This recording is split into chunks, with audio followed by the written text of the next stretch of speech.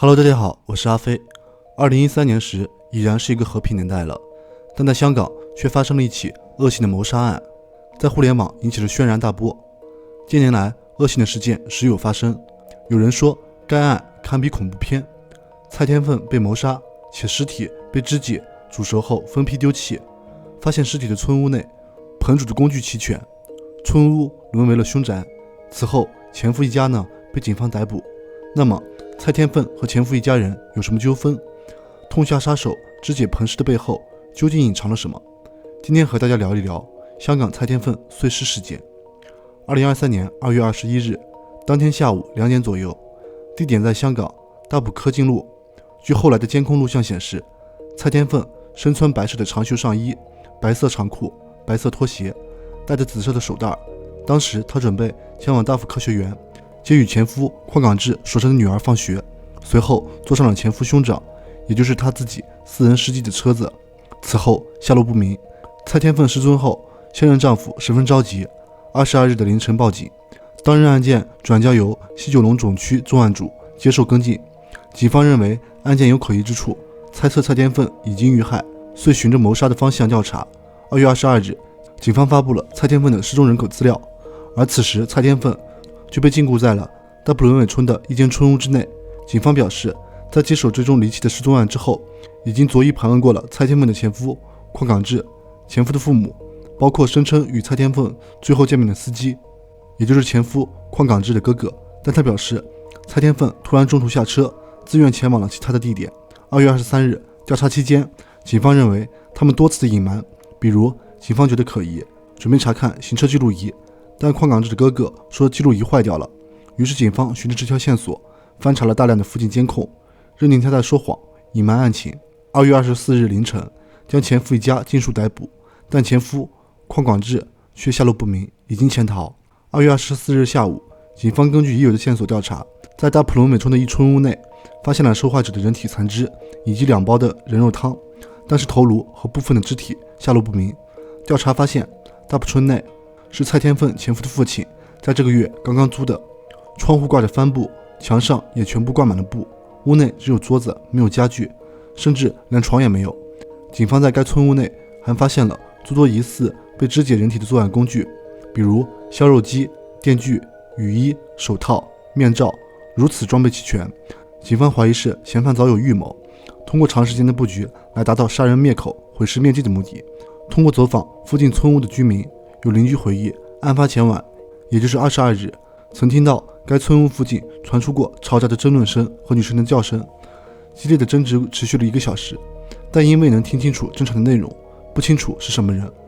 还有村民表示，涉案村已经空置了一段时间，可能是最近1-2周，门外常出现一辆7人车停留，但停车的位置是村内的新道，而且紧贴着村。屋门口如果是村民的话，他们一般会把车辆停在村后的烂地，所以觉得是很可疑。接着，警员在雪柜里找到了死者的一双腿，而2大包的人肉汤几乎全满。初步推断，死者被杀害后遭人肢解，部分尸块被烹煮后分批次丢弃。25日，警方出动了水鬼队，潜入搜索范围内的蓄水池继续搜索。警方根据已有的线索猜测，此案是因金钱引发的杀人碎尸案。2月25日下午，前夫邝港志在东涌码头等候快艇，准备潜逃主河草离港，被警方当场抓获。蔡天凤28岁，香港人，父母是港商，母亲在内地也有生意，资产过亿。蔡天凤从小家境殷实，18岁时，蔡天凤与前夫结婚，育有1子1女，现10岁和8岁。两人离婚后，2016年蔡天凤再婚，与谭仔米线的创办人的儿子结为了夫妇，但两人并未注册登记。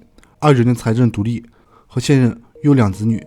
调查发现，去年底蔡天凤想要出售加州丽山物业并取回部分款项，并打算为前夫一家安排其他的住所。本来就是白嫖的豪宅暂住权，但是前夫一家不太乐意，挂名业主是前夫的父亲，但却是蔡天凤买的，写的是前夫父亲的名字，但他不同意。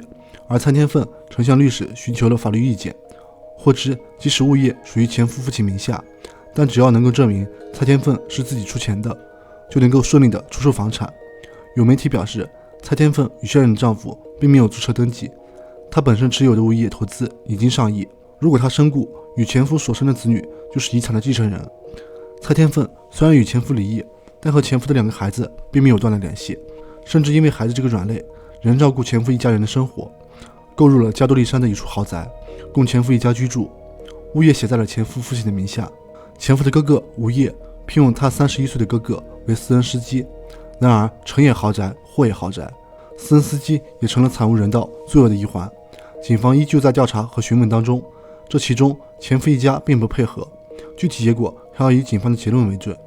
但前夫一家的劣迹斑斑由来已久。前夫邝港志20岁时涉嫌诈骗案，最终被控7项盗窃罪。2013年5月12日至2015年1月14日，分别在旺角花园街某麻将馆、油麻地永盛大厦外、油麻地白家市街以及红山都会海逸酒店盗窃7名失主共39条项链、32条手链、约13条金条、102颗金粒、6条吊坠以及其他失物。兄长邝港街被长期追债，前夫爸爸征求在2005年任职侦缉队长，并驻守旺角警署刑事侦缉所。根据2005年9月21日东方日报的报道，有一位47岁的邝姓侦缉警长被捕。报道称，强奸的女失主当时37岁。邝姓警长2004年5月调查一宗刑事案件时与女失主相识，有人以查案为由多次与女失主联络，警方人员的身份让女失主十分信任，毫无防备。2005年9月18日中秋节凌晨2点，有人以营业为名登门拜访了女失主，并涉嫌将她强奸。女失主事后报警，警方将案件交由了其九龙总区重案组调查。女失主被送医检验，并由女警录取了详细的口供。之后，多名探员到旺角警署，将当值的涉案侦缉警长拘捕，随即被带往了西九龙总区的刑事总部通宵扣查，然后获准保释。至于保释后是否有监控，则未有相关的资料。事后，该名警长于2005年离职，至今离开警队18年之久。凶杀案发生后，爆出了邝球在约半年前认识了按摩店任职的一名吴姓古妹，成为了邝球的情妇。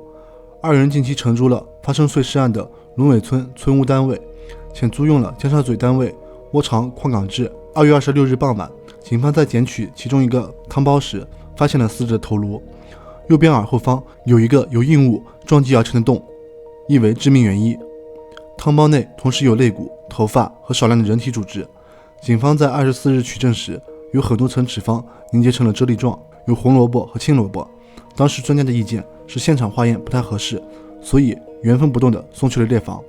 事隔2日，才在汤包中确认发现了头颅以及其他残骸。